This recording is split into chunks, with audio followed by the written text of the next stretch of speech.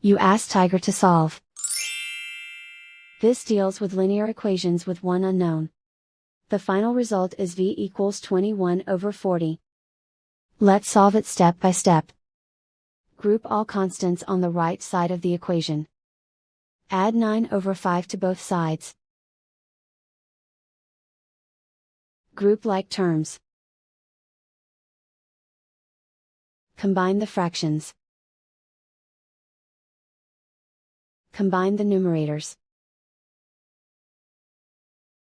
Reduce the zero numerator. Simplify the arithmetic. Find the lowest common denominator. Multiply the denominators. Multiply the numerators. Combine the fractions.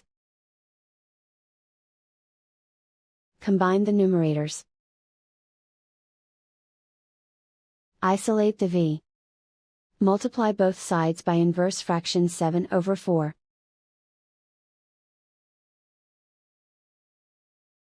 Group like terms.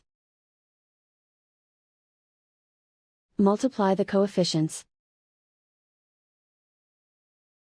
Simplify the fraction. Multiply the fractions. Simplify the arithmetic.